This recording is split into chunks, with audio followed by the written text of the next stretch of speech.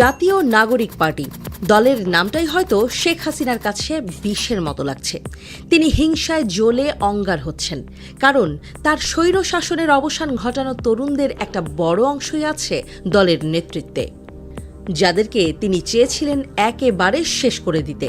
তারা এবার ফিনিক্স পাখি, তাদের হাতেই নতুনের পতাকা। তবে হাসিনার মনে শান্তি নেই, তার দেশে ফেরার সব পথ বন্ধ।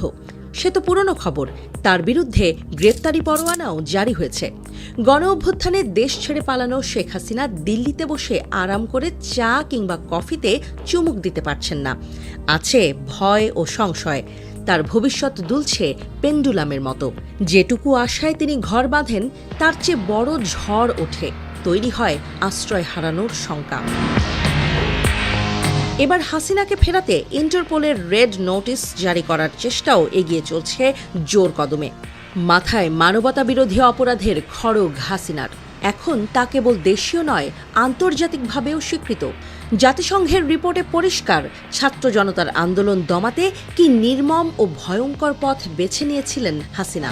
অক্টোবরের 17 তারিখ আন্তর্জাতিক অপরাধ ট্রাইব্যুনালে বিচার কাজ শুরু হওয়ার পর শেখ হাসিনা ও আওয়ামী লীগের সাধারণ সম্পাদক ওবায়দুল কাদের সহ ৪৫ জনের বিরুদ্ধে গ্রেপ্তারি পরোয়ানা জারি করা হয়। 18 নভেম্বরের মধ্যেই শেখ হাসিনা সহ পলাতকদের আদালতে হাজির করার নির্দেশ দেওয়া হয়েছিল। সহজ উপায়ে হাসিনাকে দেশে ফেরানোর কোনো রাস্তাও নেই, কারণ প্রত্যর্পণ চুক্তি থাকলেও ভারত তা মেনে হাসিনাকে দেশে ফেরত পাঠাতে নারাজ। এবার তাই ভিন্ন পথেই হাঁটতে হবে ঢাকাকে। হাসিনাকে ফেরত পাঠাতে ইন্টারপোলের রেড নোটিসই অন্যতম কার্যকর উপায়।